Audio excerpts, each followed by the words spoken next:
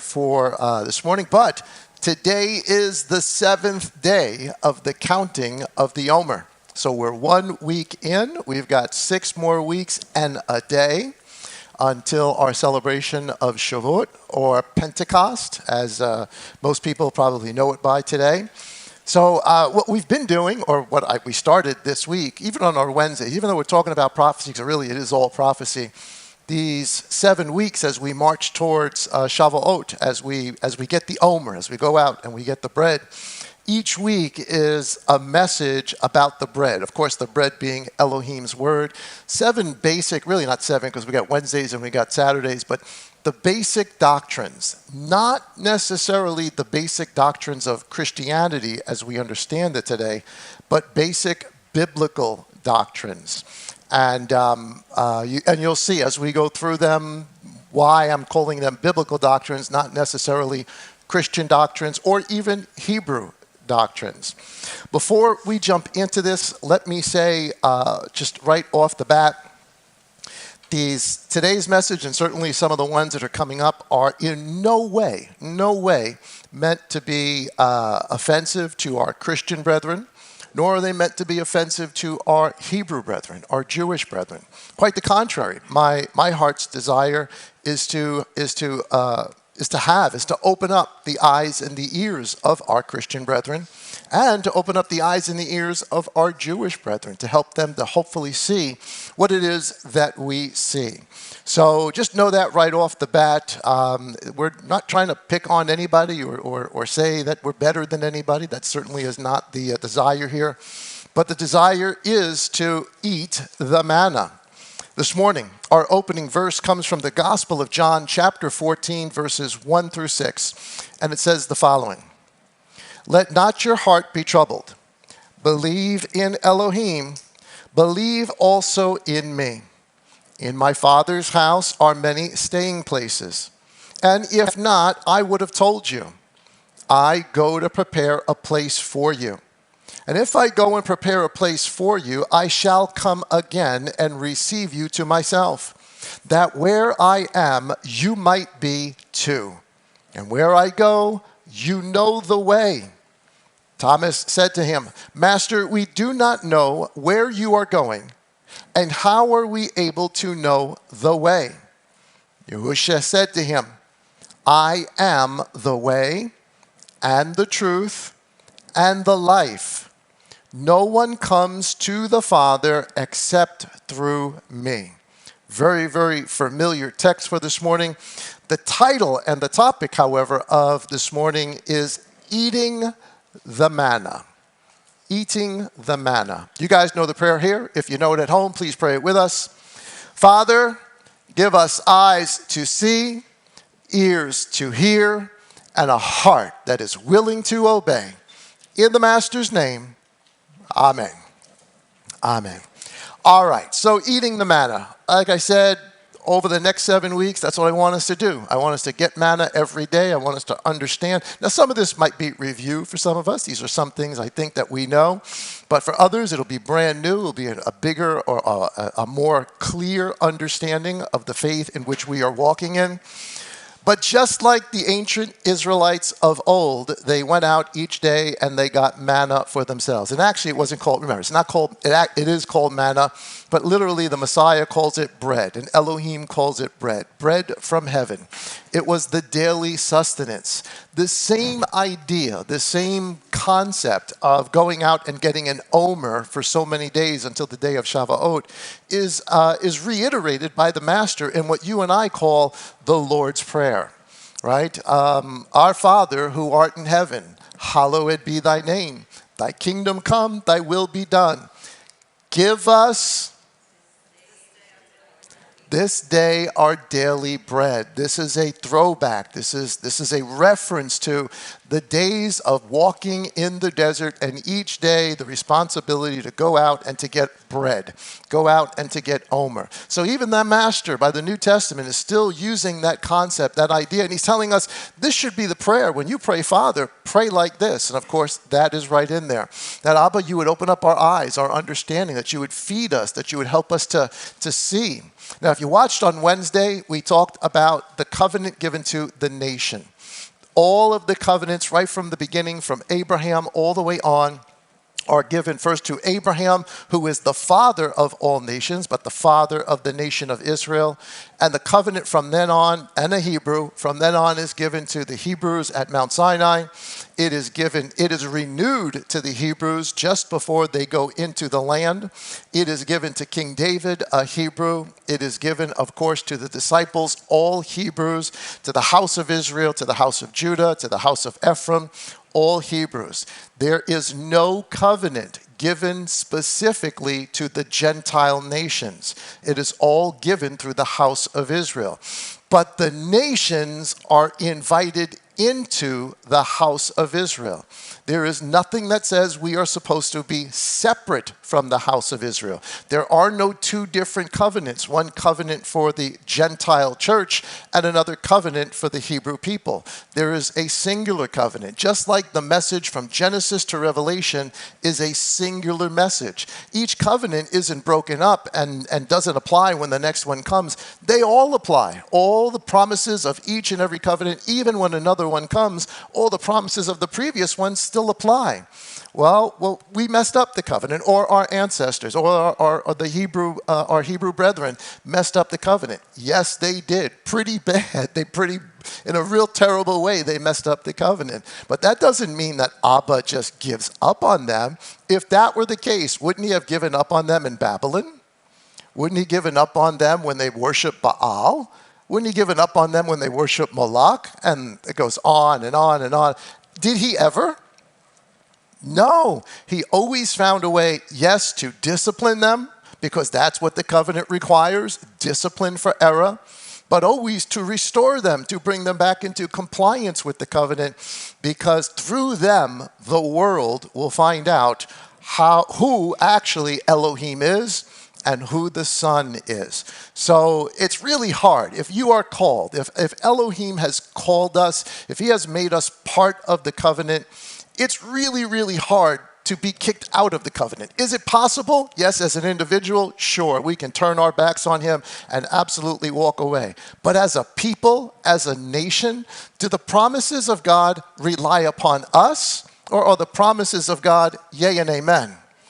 Meaning they do not rely upon our faithfulness, they rely upon his faithfulness. And his faithfulness is renewed every morning. So with that said, as a sort of backdrop into what we're going to talk about today, I want to ask you a question. And it may seem a little silly at first, but it is a very, very serious question. In order to live, which do you need more? Breathing or eating? Which do you need more? What happens if you don't eat? Of course, the pregnant woman says she needs to eat. It's a trick question, because the outcome, no matter what you pick, the outcome is death. Because if you pick one, the other kills you, vice versa. So it is a trick question, and I hope the picture there sort of drives this home. Obviously, the one guy there is holding his breath. You can see his cheeks open there. So he has picked poorly, because if he doesn't breathe, what's going to happen? He's going to die. And of course, the other guy has picked breathing, but he stopped eating. And he's on Ozempic, I guess. And that's what happens. So it's a conundrum here. There's no, is there actually a right answer? Because if it's posed to you as, is it this or that? Well, then there's no right answer. There's no way of answering that, because it is vital to life for all of us to have both of them. Amen? This same choice, as silly as it may be in the way I'm questioning it and putting it to you for this morning, actually has an equivalent in the religious world that we have all been part of, that very, very much so, probably all of the religious world has chosen one or the other? And yet it is the same type of question. The religious world has chosen. It's chosen the difference between grace, which is a gift, and law or Torah, which are works that take effort. Most of us, if we've grown up within any sort of Christian denomination, we've heard this message before. We are people of the New Testament. We are people under grace. Our Jewish brethren would say, no, you must keep the commandments. But it's not exactly the commandments the way you and I today would understand it. It is the Talmud. It is the Mishnah. It is the words of the rabbis that are supposed to be the translation or the interpretation of the Torah. But concept is similar, that we keep this. And of course, within our world today, within Christianity, the concept is salvation or our righteousness is a gift. A gift is not something you earn. A gift is something someone gives you out of love. There is nothing on our part to get it. Salvation, and when I put salvation / righteousness, because salvation is being right or obtaining righteousness before Father. That is a gift. This is the Christian concept. So they're true. Amen to the Christian concept. It is absolutely 100% true. Salvation, righteousness is a gift. We call it grace. Then we say grace, it's really grace / mercy, because mercy means not to give to someone that which they deserve. But it is attached to grace because grace means to give to someone that which they have not earned. So there is no real mercy without grace. They're like two sides of the same coin. Where there is grace or favor is probably the way we know it in the versions that we read. Where there is grace, there is mercy. They go hand in hand. But again, from the Christian world around us, it is that salvation and our righteousness is a gift of grace. Nothing else needs to be done. We are saved by grace, not by works. That comes right out of the book of Ephesians, chapter 2. You are saved by grace, not of works. This is, and the focus, so here's where it gets a little murky. Because the focus of this is, since it is grace, we have the assumption that the grace part of it is only in the New Testament. It's only in the words of Jesus, the things he says, and then the apostles and those that come after him. So we then have defined ourselves, or the Christian world around us has defined ourselves as New Testament or New Covenant people, to the exclusion of any other thing that has been said, i.e. the Old Covenant, or what's called the Old Covenant, or the Torah and the law. This is just the general sort of Christian concept about this. And you'll find it pretty much across the board, whatever denomination, whatever fellowship, all have the same concept or idea that we are saved by grace. Catholicism's a little bit different, but pretty much close enough that we could say it is across the board. Judaism. Now, when we say Judaism, we're talking about the Judaism of today, including the Judaism of Messiah's day. Judaism, just as an addendum, Judaism is not the same as walking in the Torah. That is all the stuff that happened before Judaism. There is no Judaism in the days of King David. There is no Judaism in the days of Solomon. There is no Judaism in the days of Moses. There is walking in the Torah. There's walking after Elohim. Judaism is the religion of the Jews. Not the same thing as walking as a Hebrew, which I guess, and I'm not sure you would call it, but for a distinction, call it Hebraism. Or walking after Yah, call it Yahism if you'd like. But they're different because Judaism is walking after the instruction of the rabbis. It's walking after the instruction of the Talmud. It's walking after the instruction of the Pharisees. That's different from walking after Moses. This is why Messiah tells us, when the Pharisees sit in Moses' seat, do what they say. What he's saying is, when they tell you what Moses said, do what they say. Why? Not because they're saying it, because Moses said it.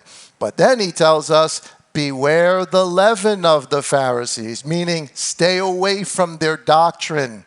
And not just the Pharisees, the Sadducees, both of them, stay away from their doctrine. They're vipers, they're snakes. They are trees and plants that Elohim has not planted. When he says that, he's actually referring to the parable of the wheat and the tares. The wheat is what Elohim plants. What are the tares and who plants them? The enemy does. They are not the plants that Elohim planted. This is what, so in one sense he's saying when they teach Moses, listen to them. But as far as everything else goes, be real careful because it's a religion. It's a man-made religion. Multiple times the master says you've traded off Elohim's word and you've traded it for your traditions, which make void Elohim's word. All stuff I know that you guys know. So when we say Judaism, we're not talking about walking, and I think that's one of the problems we have even amongst the religious world today, because we think Judaism means, well, all the Old Testament. It does not. It does not. But Judaism is a works-based righteousness. A works-based righteousness, meaning that righteousness, they also believe in righteousness, in a righteous standing before Elohim. But it is based on actions. It is based on what an individual does by following the instructions of the rabbi in the Mishnah, the Talmud, which is supposed to be an interpretation of the Torah and of Moses. It is the establishing of righteousness by one's actions. So you've got one group that is explicitly saying, no, righteousness is a gift only given by Elohim, and we don't have to do anything else for it, ignoring really all the other things that come before, where our Jewish brethren say, no, it is by the actions that we do, the keeping of the Torah, that we establish a righteousness by our actions before Elohim. Those two things are very separate, and yet they are also both true. They are both true. There is a righteousness that is attained by keeping the Torah. There is a righteousness that is attained as a gift, and yet they are both wrong because they both exclude the other half of the equation. If you're following with me, number 4, I think, on your notes. 5. This chart doesn't appear on your notes. If you guys got your phones, you guys can take a screenshot of it. Very simple chart. This is the way most of us have come to understand over time, in whatever religious background we've come from, the Christian concept of the time of law, or the time of Moses, and the time of grace, or what we call today the time of the church, i.e. the Gentile church. And you can see on the chart there is from the beginning of the time of Moses and the giving of the Torah. That is considered the time of the Torah, or the age of the Torah, the age of the law. Then, of course, Messiah comes, and in the middle of the chart there, you see the cross. And from that time on becomes the time of grace, or the time of the New Testament. So we go from the time of law, or the time of the Torah, from Sinai, given to the people of Israel, and it does involve works, to now a time of grace. At least, I'm not telling you that's what it is. I'm just telling you this is the way it's taught. A time of grace, and the name has changed from Israel to church, Christianity. And that age has now superseded. And unfortunately, again, the idea is that all the stuff that came before, it's not that it's bad, but it really doesn't have any relevance to us. There's not really a relationship with it. We read it, we teach it as Sunday school classes, and honestly, most people really don't know it, or really have a very limited understanding. It's more for the scholars to read. It's more for the big egghead theologians to decipher. But the common everyday people that are walking in the church, it's not really that important. I mean, they know the story of David and Goliath. They know the story of the ark. They know the story of Jonah. Those are also things you put up in a nursery. You know, you put up the whole ark and all the animals in your nursery, and you paint it pink, and you make a whole nice little thing for the baby. And if you think about it, that's actually the absolute destruction of the planet because of Elohim's anger. And we're putting it up right in front of our babies, and we're making cartoons out of it. And we are minimizing the magnitude of what that actually means. It's a terrible, terrible thing. If you hear, and this idea of law and grace, how they are separated, at least, again, from the concept the way most look at it today, if you read things like this, or verses like this are what they are based on. John chapter 1, verse 17. For the Torah was given through Moses. The favor and the truth came through Yeshua Messiah. You could read that looking at that chart if you're told this in advance. If we haven't taken the time to read the book ourselves, again, which most people really do not, but we're told this is the way that it is, this is the way that it has happened, well, then it makes sense when you read that. Okay, so the Torah was given, now that's over. Now the time of grace and truth has come in Messiah. There's a proverb that says the first one to make his argument seems correct. Until you hear what? The other end of the argument. You got to hear the other end of the argument before you make up your mind on things. It always seems that way. Ever see in the news, something happens in the news, I don't know, whatever it is, some tragedy, something, and the first reports come out. One thing after years and years of living, I realized whatever they tell you the first time on the news, don't believe it. Don't believe it. Because 2 or 3 days from then, when the actual truth comes out, you're going to find out it's not what they actually said. And then are they going to print or say a retraction to what they said? No. They're just going to let it hang out there in the ether. That proverb is very, very true.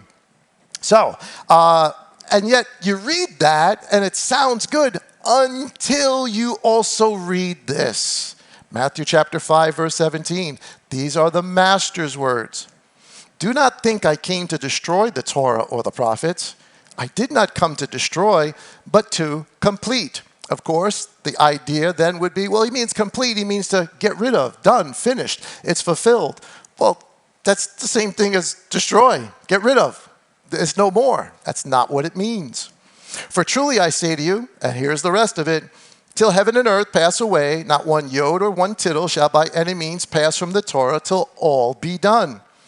Whoever then, this is the important part, whoever then breaks one of the least of these commandments and teaches men so. Is he telling us that these commandments are done? No, quite the contrary. He's telling us anybody who does them and teaches others to do them, he will be called great in the kingdom of heaven. But whoever but whoever doesn't teaches them, he should be called great in the kingdom of heaven. But whoever breaks one of the least of these commandments, he shall be called least in the kingdom. So is he telling us that the commandments, the Torah, the instruction goes away? Or is he telling us that everything will depend on what we say and do regarding the commandments as to whether we are greatest or least in the kingdom? And when you read on from there, he talks about the righteousness of the Pharisees, that our righteousness must exceed theirs. This is important because what is the righteousness of the Pharisees based on? Their works. And he's telling us our righteousness must exceed them, but he's also telling us, do the Torah and teach the Torah. So there's some middle ground here that we're missing. At least most of the religious world around us is missing. And that's the manna I want us to get to before we go back and really answer the opening question, even though I think everybody knows the answer already. Romans chapter 3 and verse 1. I don't know what one it is on your notes, number 6 on your notes. We're going to go to Saul, because Saul takes some time to answer this. Now, I want you to think about something. And again, I'm speaking to our Christian brethren. I know I'm speaking to you guys here. I'm speaking to our Christian brethren, and I hope to some of our Jewish brethren who would take the time and a moment to listen to this. When Saul, Shaul, Paul, when Peter, when James, when John, Yochanan, when Mattaniyahu, using their Hebrew names, when they write what they write or tell us about the gospel, we have to remember in our minds, there was no New Testament when they were writing these things. There were no books like you and I have in our hands today. That wasn't there. So where did they get all the information to write down in what we would eventually call the New Testament? From the Torah and the prophets. Because the gospel is actually taught in the Torah and the prophets. The New Testament is just the explanation of what was already been taught in the law and the prophets. Problem was, the way our Jewish brethren were looking at it, they couldn't see it. And the instruction now had to come to the Gentiles who were coming in so that they could see it. And this is a really tough predicament for Saul and the apostles to be in, because they're going to say some things that are absolutely contrary to the way of Jewish thinking in that day and in this day. And they get in trouble for it a lot. I mean, like getting stoned, beaten, flogged, kicked out, starved, all sorts of things, because people heard the first side of the argument, but were not willing to hear the other side of the argument. Here is Romans chapter 3 and verse 1. I want you to remember, Saul is a Pharisee. He was raised in the most prominent yeshiva there was in that day, under a rabbi called Gamaliel. He was a not just a student, he was a scholar of his day. So when he talks to us, we have to keep that in mind, because his arguments are Hebrew. They're not Gentile. You have to understand culture. You have to understand the style that he's talking in. What we do is we read it and we think he's talking to us in the 21st century as to where we are sitting in our chairs. He's not. It applies to us, but he's talking to people of that day that would have understood what he was saying. So here is Romans chapter 3 and verse 1. First question, and he does this a lot. You'll see that he does this. He winds up asking a question in the beginning, and then he winds up answering it as time goes on. That is a very rabbinical thing to do. That's how they taught. They would pose a question, I guess sort of like we did today. They would pose a question and sort of take the other side of it or bring the other side out, but then teach everything, building it up, and then give you the answer later on, and then pose another question against it. This is rabbinical teaching. So Saul says, what then is the advantage of the Jew? Or what is the value of circumcision? Is there an advantage to being Jew? Because at this time he's writing to the Romans, which is a congregation in the city of Rome that has both Jews in it and Gentiles. And he's posing the question, is there an advantage to the Jew? Yes, absolutely there's an advantage to being Jewish. What's the advantage? Verse number 2, he says, much in every way, which is just, yes, there is an advantage. Wait, I thought we were all supposed to be equal. There's not. No, listen to the argument. There is an advantage to being a Jew. Why? Because you've got some background knowledge that nobody else has in this day. The Gentiles knew nothing of Torah. I mean, they may have been righteous Gentiles who were outside following the Noahide laws attached to the synagogues. But other Gentiles who were coming in, they had no idea of Moses. They had no idea of even the story of Jonah. They had no idea of Mount Sinai. This was all new to them. They didn't have Bibles that they could open up and read. So there was an advantage to being a Jew. He says, much in every way, because firstly, indeed, they were entrusted with the words of Elohim. That's a big statement. Out of all the nations on the planet, who receives the word of Elohim? Israel does. Now we're calling them Jews in the text here because that's the predominant people of that day. But we're talking about the whole house of Israel, all 12 of them at Mount Sinai. They receive the instruction, and all of the prophets come from them. So he says there's an advantage to that. They were entrusted with the words of Elohim. So they should have known things that nobody else knew, and they did. I love the verse that we read today as a Torah portion, the New Testament part of the Torah portion, when the Pharisee questions Messiah. And of course, the answer is the Shema. And Messiah says to the Pharisee, you are close to the kingdom of Elohim. He was close, not quite there yet, but he was close because the Pharisee understood at least that, what the greatest commandment is. Love the neighbor, love Elohim. Awesome verse for today. So, and why would they know that?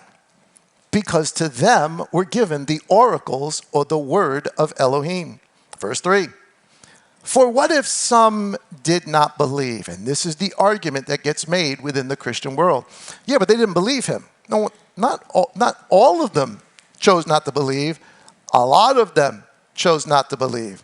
So what if the people who are given the actual instruction at some point as a nation decide not to believe? What if some of them did not believe? Shall their unbelief nullify the trustworthiness of Elohim? This is the point I said just a couple of minutes ago.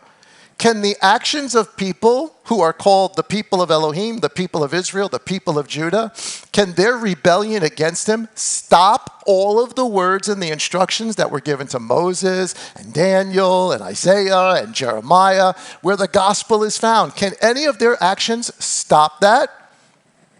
No, absolutely not. It's a benefit because they understand it, but can their unworthiness or can their rejection of it stop it? He tells us, no. For what if some did not believe? Shall their unbelief nullify the trustworthiness of Elohim? Let it not be. Just a big no. See, you see how he keeps doing this? This is a rabbinical thing. He'll ask a question and then he'll what? Then he'll answer the question for you. And he's actually asking the question not for himself, he's asking it for you, the reader, or the people that are hearing him. This is a rabbinical way of speaking. Question, answer. He says, verse 4, let it not be, but let Elohim be true, and every man a liar, as it has been written, that you should be declared right in your words and prevail in your judging. Here's another Hebraic way of teaching. See, all of us, I'm sure, have been in Christianity in all whatever years that we've been trying to walk with Elohim. When normally, judge this for yourself, but normally when you come to a service or you stand before a preacher, a teacher, and they come on up and they give you a verse, an opening verse. It's, I don't know, maybe something like, all things are possible with Elohim. That would be the verse. And it would just be that verse. And then for the next 45 minutes or so, depending upon how long the preacher is, you might hear a message about how anything that comes in your life, you can overcome. Anything that happens around you, our God is bigger. No circumstance that comes your way he can get you out of it. That if you want that job, it is possible for you. If you want the finances, it is possible for you. Of which none of that has anything to do with the context of the verse that says all things are possible with Elohim. Because what you have to do when something is spoken, and so what I'm saying is a lot of times you'll hear a preacher, he'll give a verse, and then you'll get a whole message for 45 minutes about something else. That may sort of relate to it in theme, maybe, but it's not a teaching on the words that come before that verse. It's not a teaching on the words that come after that verse. It's not an instruction of the paragraph to which the verse is found in. It's about a theme. It's about a topic that the preacher is using the verse to confirm his topic that he wants to tell you about. Come on, if you know what I'm saying, say amen. All right, so you've all experienced this. That's not rabbinical, nor is it teaching. You'll notice over and over again throughout Saul, and not just Saul, all the other gospel writers do it too, they'll quote a verse. See, in that day, there was no Bible in the way that we have it, chapter and verse. They had the scrolls, but they didn't have chapter and verse. So today, if I come up and I say, turn to John chapter 14, verse 1, we all know exactly where to turn. Verses 1 through 6, and we'll read it. In that day, as a rabbi is teaching and he quotes a verse, the expectation is the people who are listening not only hear the verse that he said, but it must be assumed that they know the verses that came before, and they know the verses that came after, and they know the book that came just before that, and they know the book that came after, because nothing can be taken out of its context to say something that the writer didn't actually say. Does that make sense to everybody? This is a Hebraic, this is a rabbinic way of teaching. Today, of course, with chapter and verse, it's much easier, and this is how we do it. We don't, maybe I give you too many scriptures, but I want to show you context. Context is important. So if Saul says here, in this whole idea of what's the advantage of a Jew, and he points out, and he quotes, he says, it says in the instruction, let Elohim be true and every man a liar, because it's been written, you should be declared right in your words and prevail in your judging. He's quoting what we would call today Psalm 51, verse 4. Which means that you and I, if we're a good student, which we should all be, because we're all supposed to be getting what every day? Manna. What would we do? Well, we would turn to Psalm 51, verse what? 1. And read at least to verse 9, 10, to get the context, because he's only giving the one verse, but it is meant to make a point. So let's take him at his word. Let's go back to Psalm chapter 51. It's on your notes there. Same one. Psalm 51. So here it is. This is David's psalm. Very familiar psalm. I'm sure we've all we've all heard this before. Psalm 51, verse 1. Show me favor. Wait a minute. What's favor? Grace. Wait, no.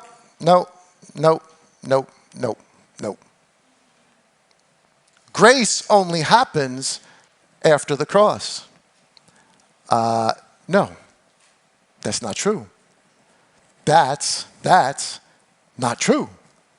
The time of grace doesn't start at the cross, and the time of law has ended, because here we are reading one of the greatest prophets, not the greatest, Moses, of course, outside of Mashiach, but David.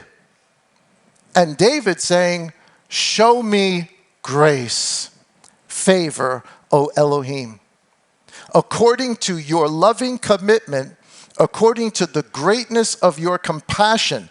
What is it not according to? Works. Wait, this is way before we've got Pharisees and Sadducees. This is Torah he's talking about, following the instruction as given through Moses. He's not talking about Judaism here. He's not talking about Phariseeism. He's not talking about stuff of the Second Temple, first century, all the way up till today. That's not the topic here. He's talking about the way it was. Now, there had already been a tabernacle, which was destroyed. The ark was stolen, gotten back. Now it's in Jerusalem under a tent. He wants to build the temple. He won't. His son will. That's the time that this is in. And what is he saying? Comes by Elohim? Grace. How? By his loving commitment, his favor, his greatness, and his compassion, not by my efforts. It's not what I do. Now, hopefully, you're starting to see why Saul picked this psalm, one verse in it, and he wants us to go back and read it, because he's going to make an entire argument on this psalm in the rest of chapter 3, and really the whole book of Romans. He says, blot out my transgressions. Verse 2, wash me completely from my guilt and cleanse me from my sin. For I know my transgressions, and my sin is ever before me. Against you, you alone have I sinned and done evil in your eyes, that you might be proven right in your words, be clear when you judge. He's saying everything I just did is worthy of what? Punishment. Terrible, terrible punishment. But what is he asking for? Favor. He deserves punishment, but he's asking for grace. That's grace and mercy. Because he's not going to get what he should get. He's going to get what he doesn't deserve. Is grace and mercy a New Testament concept, or is it a Bible concept? It's a Bible. You can answer that one. It's not rhetorical. It's a Bible concept. Let's read on. That you may be proven right in your words and be clear when you judge. Verse 5. See, now I put the PDP in there so that we realize he's not just talking about himself, because Saul is going to take this to the next level and show us David's not talking about himself. He's talking about all of humanity. Humanity, whether you are Jew in the first century or Hebrew before that, or Gentile of the first century, even today, I was brought forth in crookedness, meaning in sin. And in sin, my mother conceived me. When were we sinners? In the womb. All of us. In the womb. See, you have desired truth in the inward parts, and in the hidden part, you make me know wisdom. Whatever he's referring to here is not, it is an internal thing that has to happen. My inward parts, I was born in sin. What you desire in me is truth in my inward parts. This is a New Testament. This is Torah. Go to the next page if you would. It continues on. Number 7 on your notes. Now, I skipped a couple of verses. You guys can read it just for time's sake. We only got so much time to do this tonight. But this is where David says, forgive me. Do not take your spirit away from me. This is the whole Bathsheba thing. You guys can read that. But picking it up at verse 12 does not change the context. Still the same context. He says, restore to me the joy of your deliverance. What does deliverance mean? Salvation. Wait a minute. Wait. No, salvation is a New Testament idea. It's supposed to be after the cross, during the time of grace, that salvation is now offered. No, salvation is a Bible concept. Restore to me the joy of your salvation and uphold me. Noble spirit. That word noble there, which translated noble in the scriptures version we have, it means a giving spirit, a generous spirit. Someone who's giving or generous, and here's the context that he's making. What Elohim's going to do is going to be given by the noble spirit, by the giving spirit. Something is going to be given. What do we give? Or later on we'll find out in the New Testament, what gets given to us? Nothing you earned. A gift. Something that is not earned or done for you to deserve. That's how he describes the Spirit, as a noble or giving spirit. Verse 13. Do that. Let me teach transgressors your ways. This is important. The way he is referring to is the way of the Torah. That's what the way means. It means all the instructions that's given through Moses, all the instructions that's given through the prophets, Nathan and the others, all the stuff. Some of the prophets haven't even come yet in King David's time. That's what the way is. So he is asking in a prayer here, let me, if you extend this gift to me, forgive me, have favor on me, not because of what I've done, but because of your greatness and your faithfulness. Give me truth in my inward parts so that I can teach other transgressors, sinners, because we are all sinners from the womb. I can teach them your ways. It was the Hebrew job, or the job of the Hebrews, to teach the nations Elohim's way. This was supposed to be. And here David is saying the same thing. Also, if you want to take it to the New Testament, the job of the Jew and the Gentile. What profit is there in being a Jew? The word of Elohim has been given to you. Now do what? Teach the nations. That's the problem. They weren't. Let's move on. He goes on to say, so that sinners turn back to you. Deliver me from blood guilt. This is mercy. What's blood guilt? It's sin, but it's the penalty for whatever I've done. That's blood guilt. So if I've lied, if I've cheated, if I've committed adultery, which is exactly what he's done here, what's the punishment for adultery? Death. That's what the Torah says. So he's asking to be delivered from the blood guilt. If you're delivered from what you deserve, what do we call that again? Mercy. So he's asked for grace, and he's asking also for mercy. They go hand in hand. O Elohim, Elohim of my salvation, let my tongue sing aloud of your righteousness. Yahuwah, open my lips, and that my mouth may declare your praise. This is important. Look at verse 16. For you do not desire slaughtering, or I would give it. You do not delight in a sending offering. I put the PDP there so we can have some context here.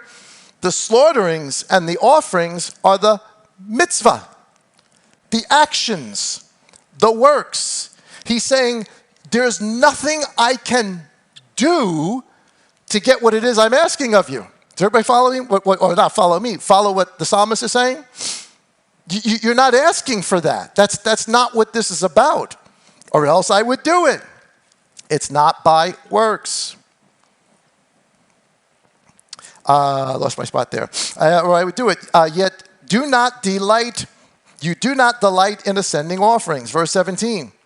The slaughterings of Elohim, the true offerings of Elohim. This is not New Testament.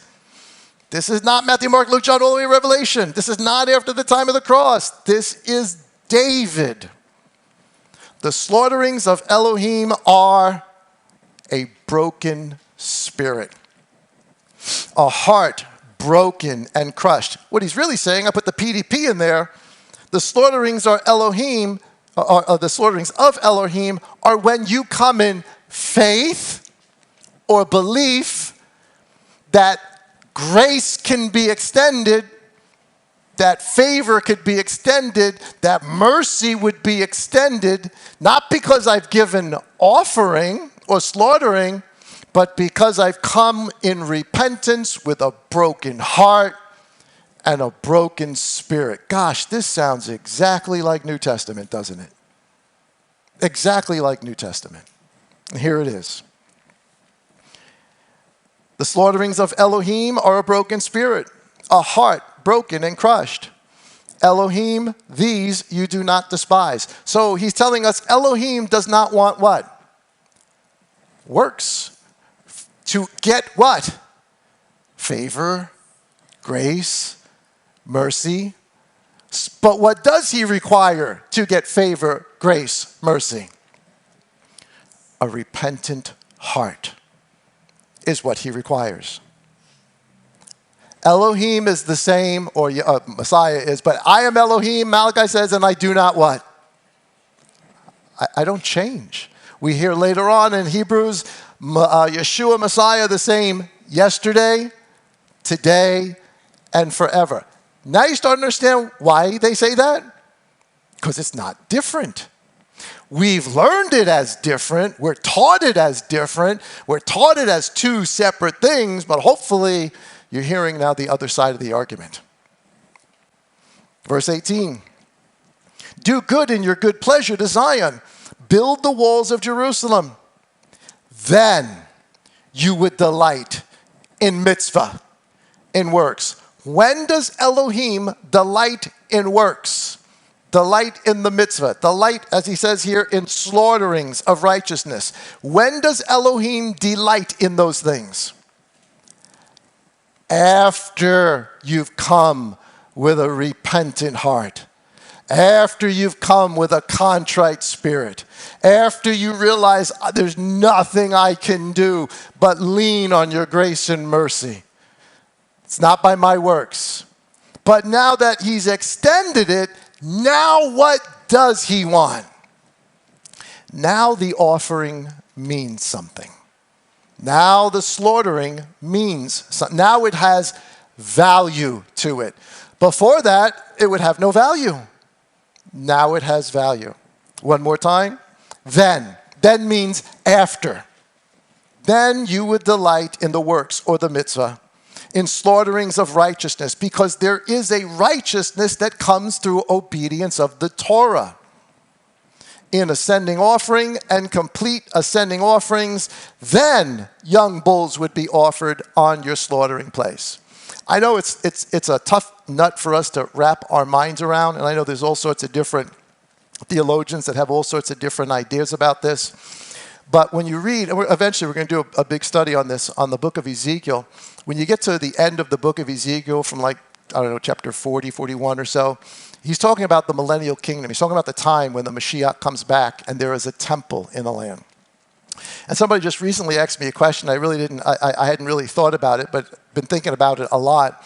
When you read through the entire story of Ezekiel, because he describes the temple that's being built there, this temple is magnificent. It's 70 miles wide, 70 miles long, up like a mile high on a mountain. There is no place on earth yet that could withstand it.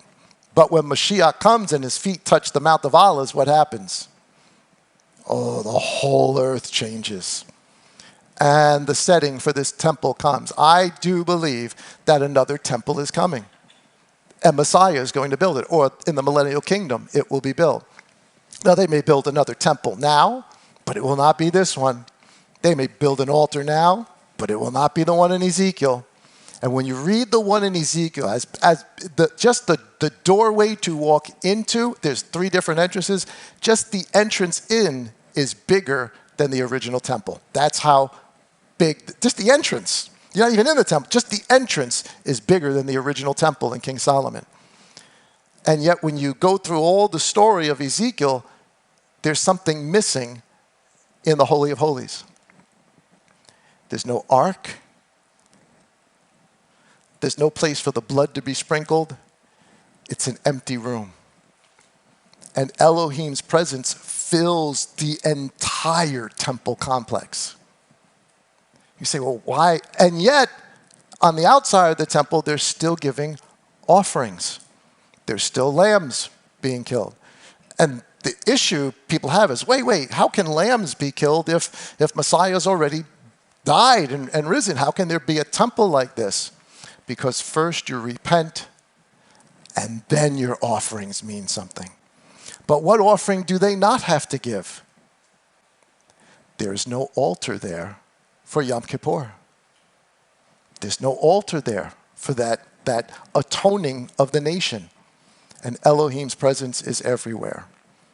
And it's telling us, I think a window here is giving us information later. I know it's hard for us to wrap our minds around that there's going to come a day where there will be priests again. Not in the Jerusalem, maybe they're doing it now, but not in the way Ezekiel's speaking about it. But the only time they mean something is after we all come with a humble heart and a contrite spirit. Then you would delight in slaughterings and righteousness, in ascending offerings and complete ascending offerings. Then young bulls would be offered on your slaughter place. From verses, going back to in Romans, the next few verses, I didn't want to go through them just for time's sake. He makes the point that, okay, so he's now quoted David, and the whole psalm is about grace, mercy, repentance, extension of favor, no mitzvah to get it, mitzvah after you get it. And he's using that as an example because the house of Israel, now he says through verses 5 through 8, Israel's sin, their rejection, not all, but a large portion of Israel, their sin has now opened the door for the nations, the Gentiles, that they can start to hear. Their era has opened the doors of righteousness to the Gentiles. How? The same way King David just said. Not by works of mitzvah, but by a contrite spirit and a humbled heart. That's why he just quoted Psalm 51:4. So we would go back and read it and have context now to understand the rest of the book of Romans. That this is the point that he's making. I'm picking it up at verse 9. He says, what then? Are we better than they? This is an important point for us to understand, because that is exactly what Judaism of that day thought, and even the Talmud today clearly says. They think of themselves as better than the Gentiles. Read some of the Talmud. It's pretty rough. Well, they call the Gentiles goyim. You know what goyim means? Dogs. That should give you just a little smidgen. That's a Jewish word. Smidgen. A little smidgen of this idea of superiority, because they base their superiority on being descendants of Abraham. Their concept was, because we're descendants of Abraham, we are already right before him. So now we do the mitzvah and we keep our righteousness, our righteous standing in front of him. That's not what we just read in Psalm 51. So when Saul's asking this question, you got to realize when he says this question, every Jewish reader who's reading this, every rabbi that's not part of the people of the way, that's not listening and understanding Messiah, you read this and you are ticked off, because you cannot equate the Gentiles with us. We see this throughout the Gospels accounts. When Saul eventually goes to the temple, and the riot starts after he tells everybody, he gets there, and James says, look at all the believers we got here. Thousands and thousands of believers that believe in the Mashiach. They're everywhere. He wants them to give an offering because they hear that you're doing some crazy stuff with the Gentiles, just to show them you're not. Here, do this. He does it. He does the whole Nazarene thing. And then he begins to give a testimony as to, this is I think chapter 22. He begins to give a testimony to everybody there in the temple courtyard. And they have no problem with his testimony. They believe Yeshua. They believe all the stuff that he's saying, until he says, and Elohim spoke to me, and he blinded me in the eyes, and he sent me to Ananias, and when Ananias lays hands on me and the scales fall off, he sent me to the Gentiles. You know what happens after he says that? They riot. They riot. They try to kill him. And the Romans have to come in and save Saul and drag him out of there before the Jews kill him. Why? Because he just told them the Gentiles can also hear. Oh no, that doesn't happen. They're goyim.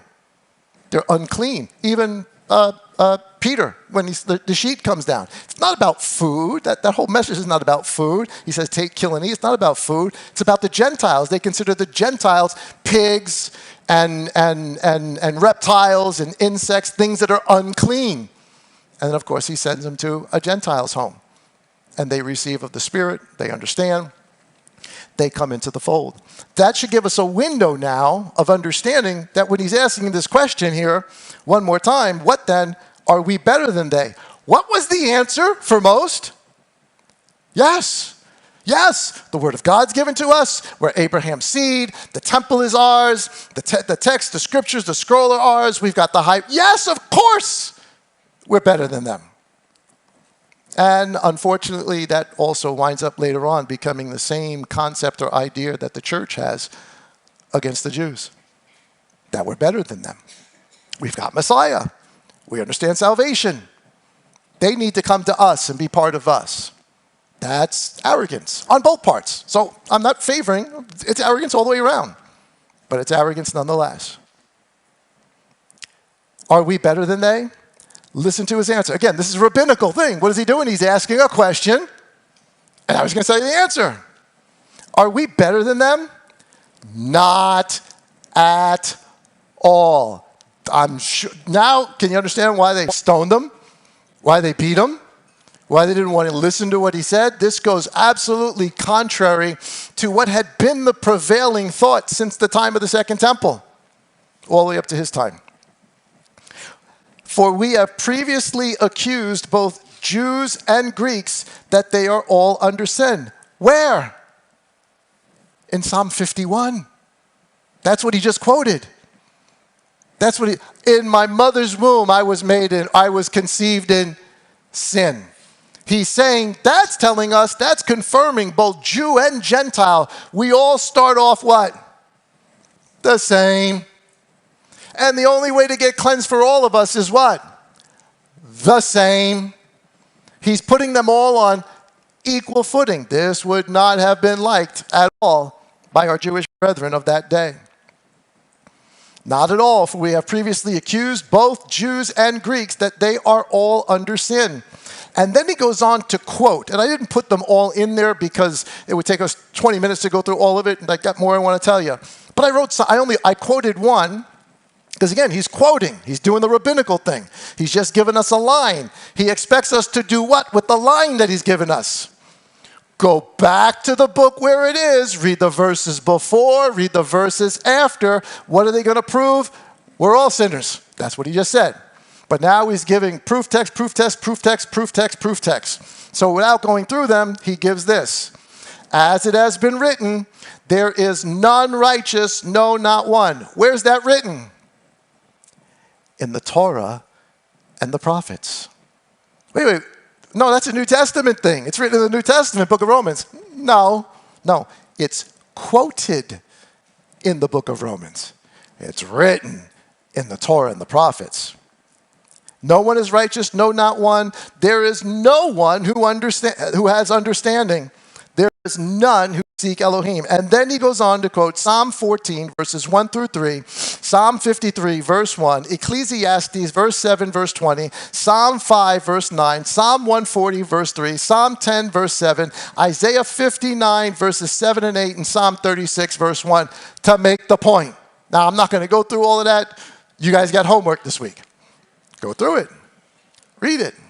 Check out what it, and don't just read the verse.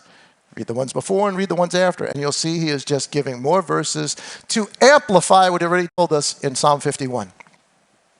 It's by grace, through faith, his favor. He extends mercy, not by my mitzvah.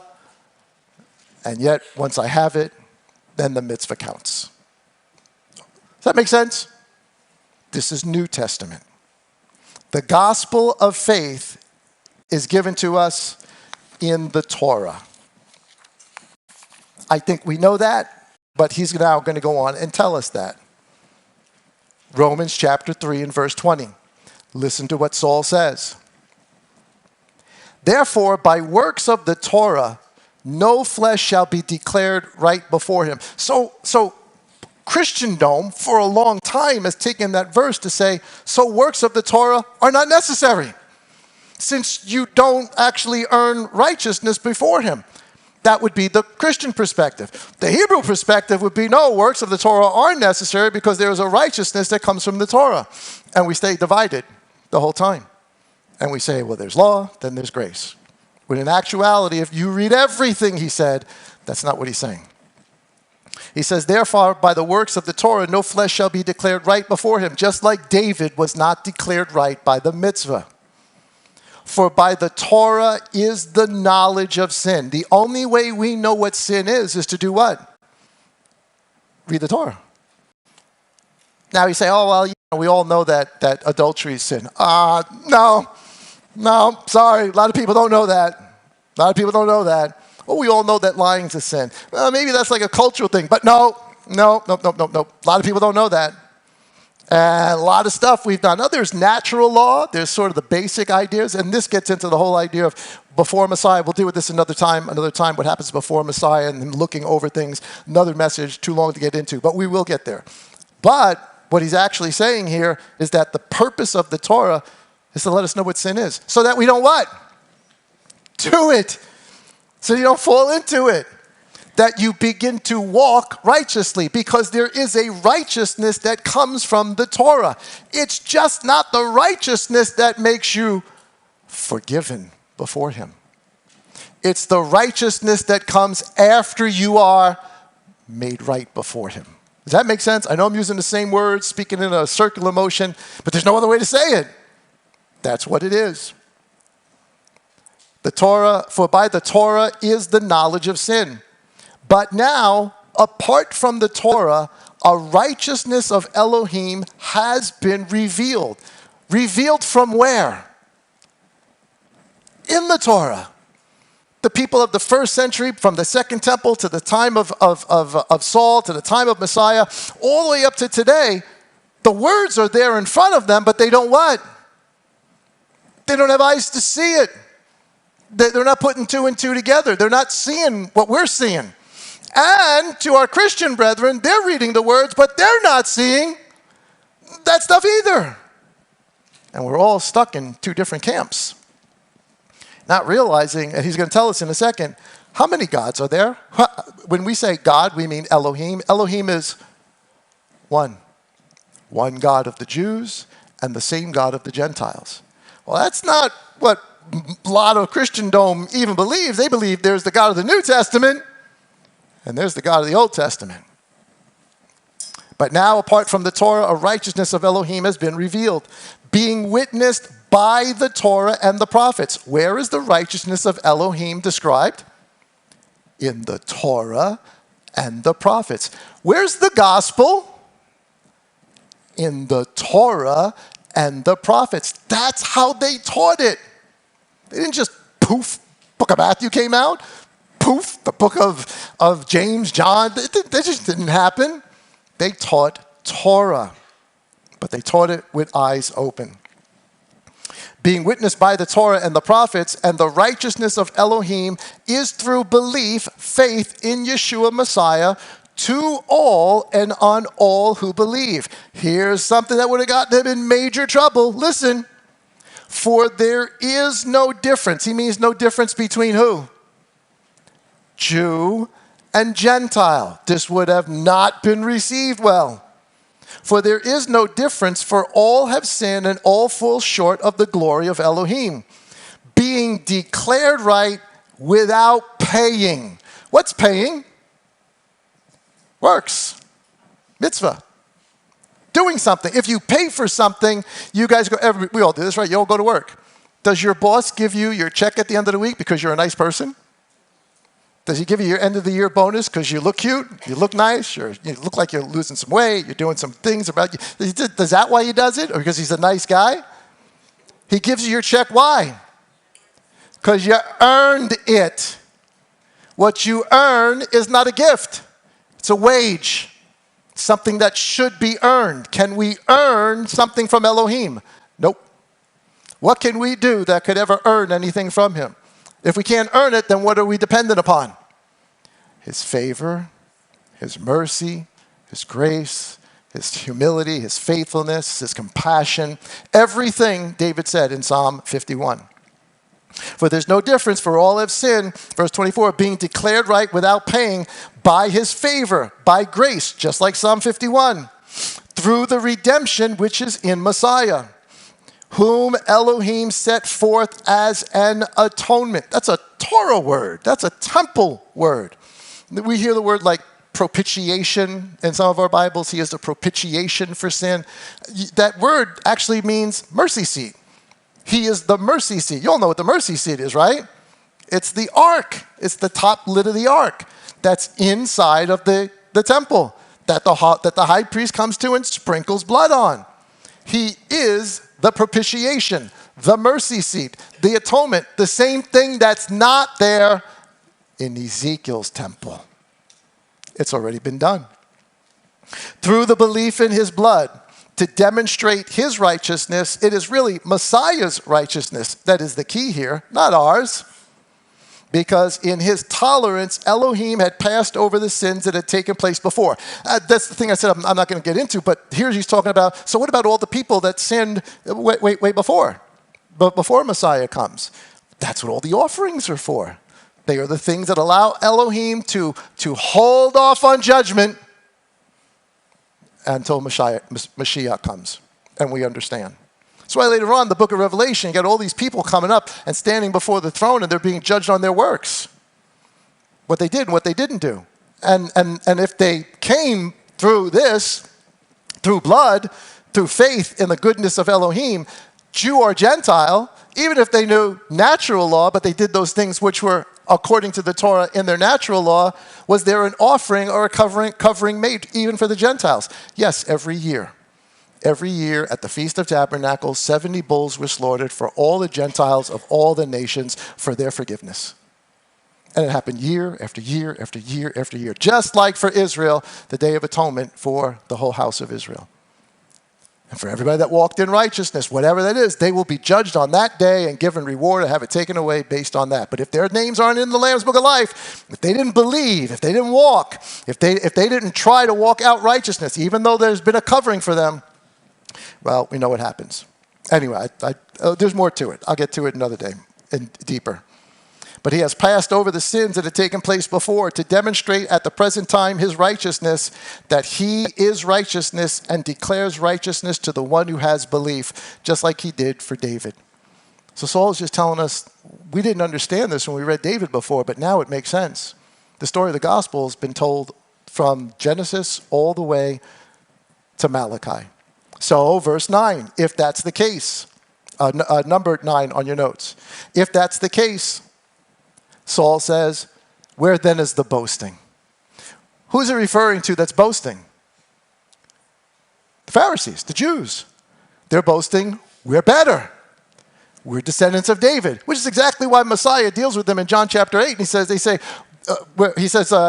who the Son sets free is free indeed. They say, we've never been in bondage to anybody. We're descendants of Abraham. What does Messiah tell them? No, you're not. If you were Abraham's descendants, you would do what Abraham did. You would believe me because Abraham believed me. So descendancy is not based on genealogy. It's based on faith. It's based on believing, on acceptance, on coming with a contrite and a humble heart. This would have totally, excuse my language, but pissed off the Pharisees and Sadducees of his day. This is totally contrary to rabbinic teaching of this day and even today. So where then is the boasting? You have nothing to boast about. He says it is shut out. By what? Torah? Of works? So you know who he's talking to. No, but by the Torah of faith. For we reckon, we think, we realize that a man is declared right by belief without the works of the Torah. It's not that this is happening now. It's that this has always been. They just, by the first, second, and third century, 2 centuries before, and from then on, they just lost sight of it. But David knew this. Solomon knew this. They understood this stuff. It's after Babylon that things get messy. He says, or is Elohim of the Jews only and not also of the nations? Again, that would have upset them to no end because they're saying Elohim is also the Elohim of the Gentiles that you think are dogs and goyim and pigs and unclean. He's also their God. That would not have gone over very well. He says, yes, of the nations also. There's only one Elohim of all peoples. Since it is the one Elohim who shall declare right the circumcised, that is the Jew of this day, those are the Hebrews, by faith, and the uncircumcised through faith. So he's just clearly told us none of this depends on keeping the Torah, right? That much is clear, I hope, to everybody. None of this depends on keeping the Torah. So what we've done, what the Christian world around us has done, if we said, well, none of this depends on keeping the Torah, therefore we don't have to keep the Torah, because that's not how we gain righteousness. Listen to the next verse. Yes, the nation, since Elohim is the one who shall declare right the circumcised by faith and the uncircumcised through faith. Do we then nullify the Torah through faith? Again, this is very Hebrew. What's he doing? He's asking us a question, then he's going to answer it. So is our faith in coming to Messiah like David's faith in coming before Elohim? Does that nullify the Torah, the works that he must do after he's been accepted? Does that change it? Does that get rid of it? That's what we're taught. What does Saul say? Let it not be. Another way of saying that is, hell no. No. No, it doesn't. It can't. On the contrary. What does on the contrary mean? The total opposite of what you might think. Faith helps us establish the Torah. Because our works only mean something after what?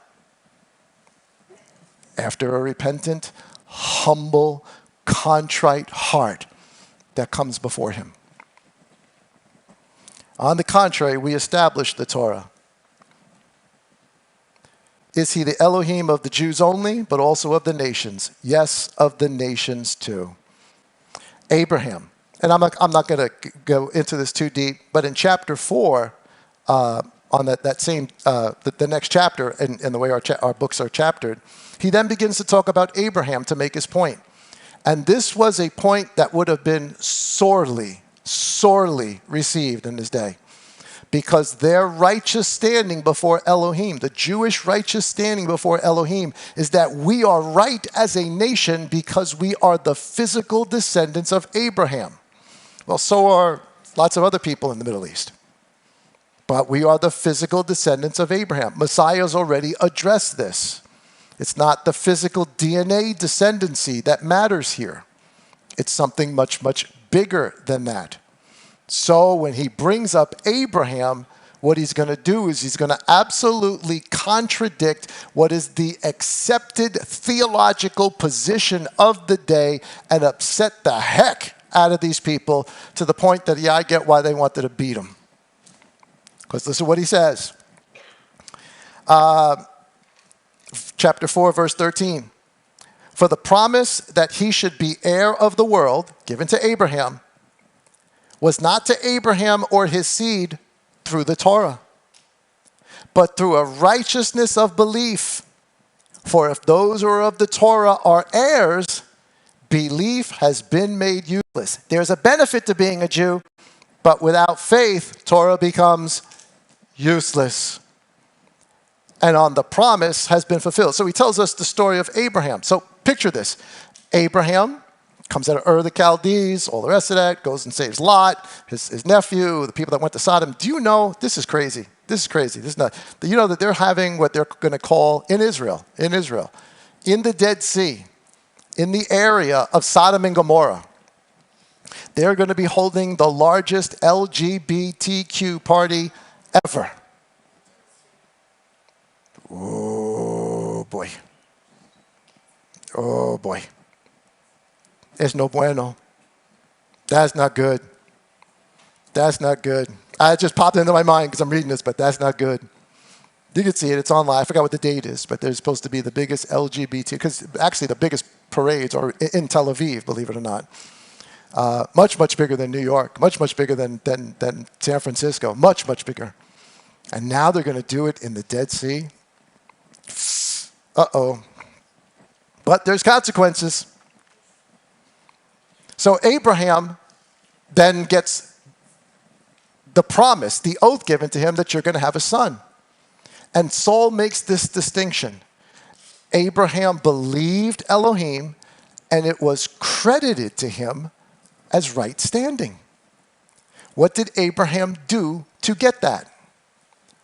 Nothing. Then he makes the point. When Abraham did this, there was no written Torah that the Jews of that day are relying upon. So he's making the point to them through logic. And actually, this all happened before Abraham was circumcised. So he comes by faith before he's circumcised. He earns righteousness before he's circumcised by believing in the word of Elohim before he's circumcised, before there is a Torah given.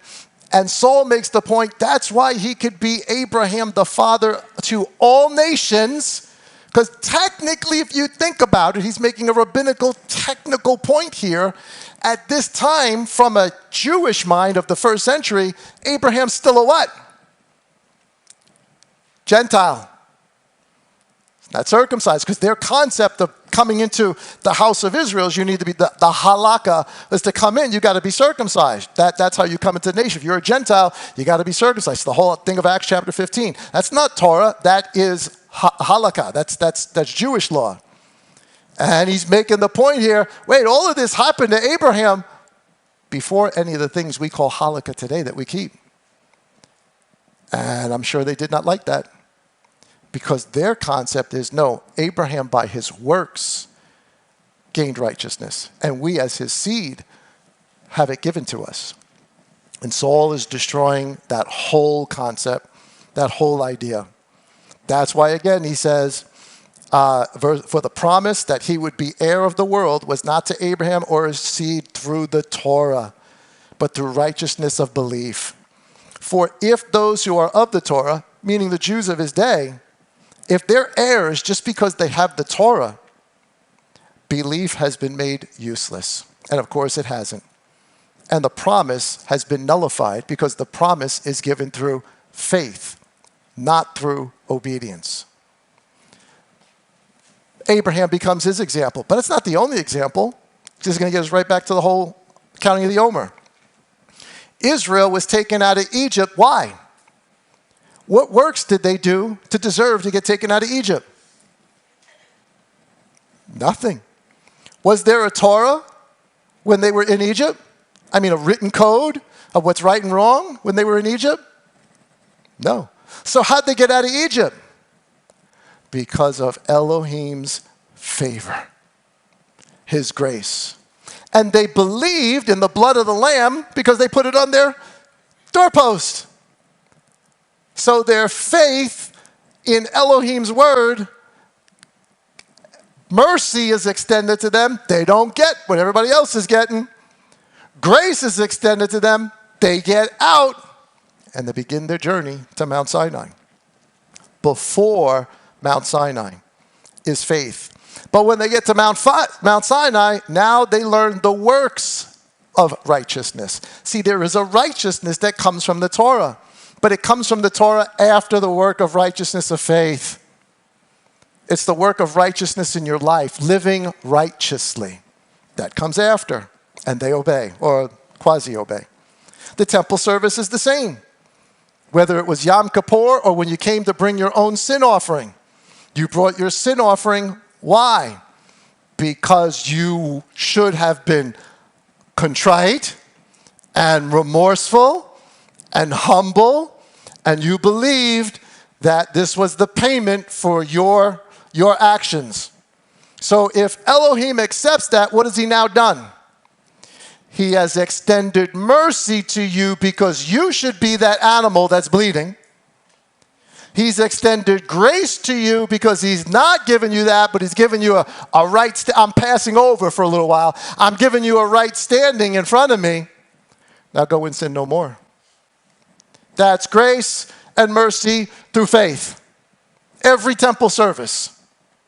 Every Yom Kippur.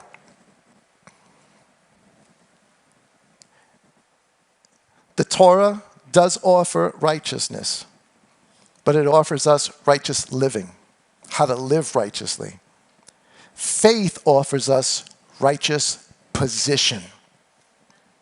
I'll say that again. The Torah does offer righteousness, righteous living. How to live. Do this and you will live. Do this, obey, and you will be blessed. You will live righteously on this earth. Faith offers a righteous position, not only telling us how to live on this earth, but letting us know we shall live forever. So, which one do we pick? Which one do we? Maybe the better question is, should we pick one?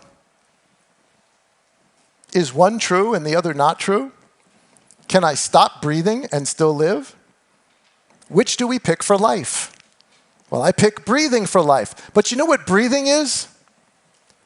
It's a free gift. You know when you start it? The doctor pulls you out and you're hanging upside down and he spanks you on the hiney. You start crying your eyes out. What's the first thing you do?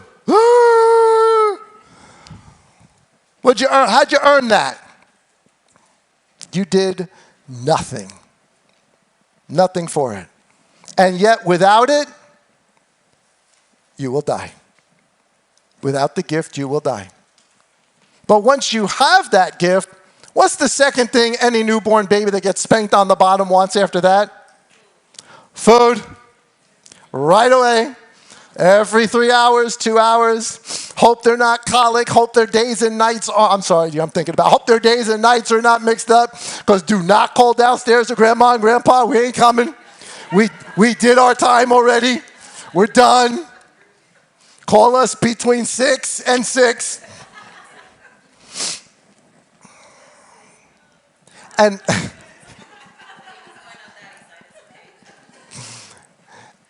and if they don't eat, they will die. You cannot pick between the two. The gift and the thing that we must do to stay alive and walk in life. The gift of life and the gift of walking in life. So, which do we pick? Grace or law?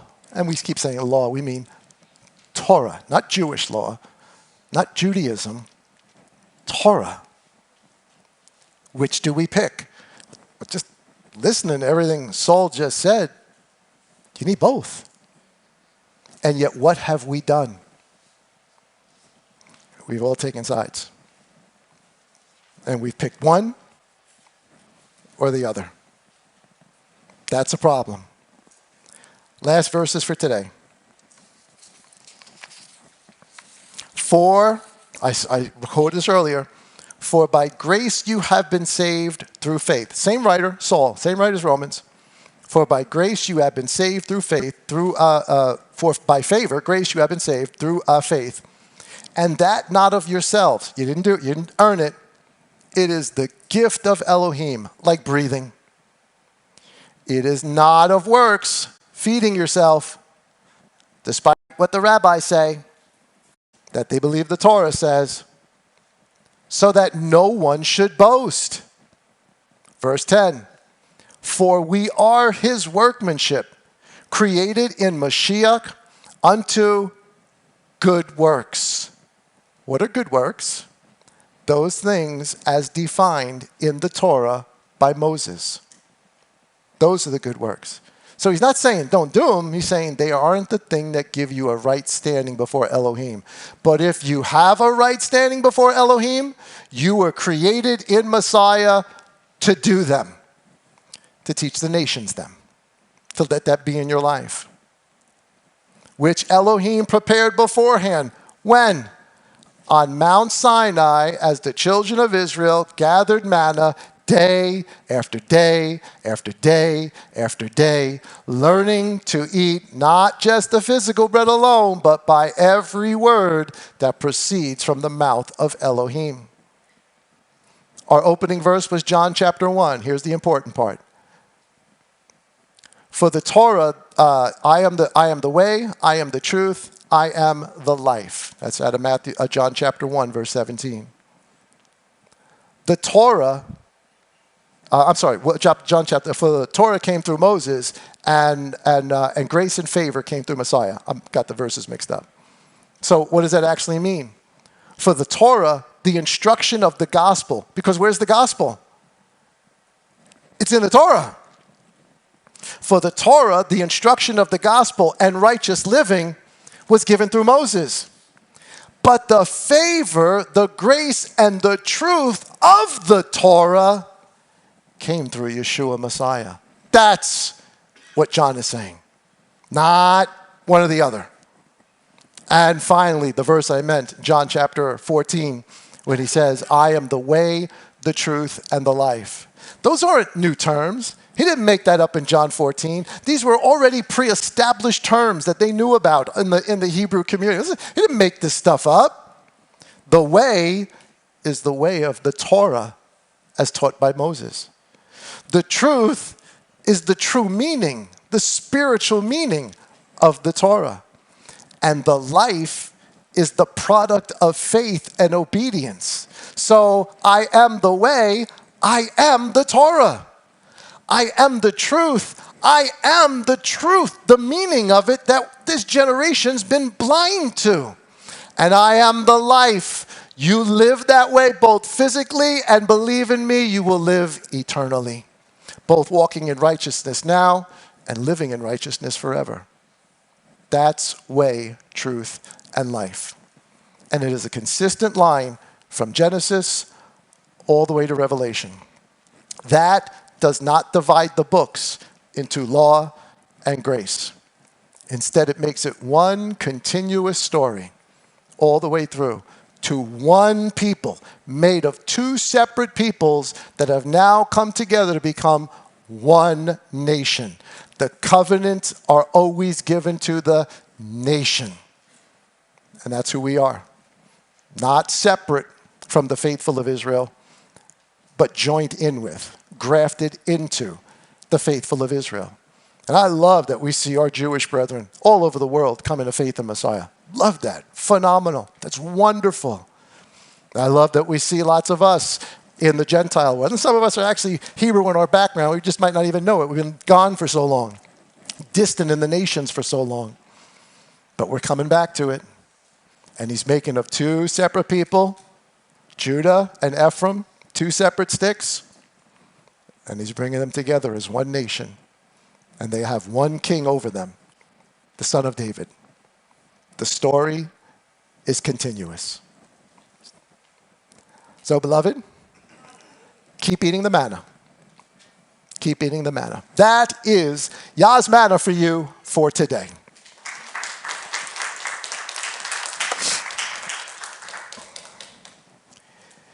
Now, that's not me picking a verse and telling you what I wanted to say. That's going through it line by line by line by line, cross-referencing, showing you here, showing you there, and then you make up your mind. You make up your mind. You don't have to accept what I've said, but consider it. Just because we heard the first argument, that doesn't make it true.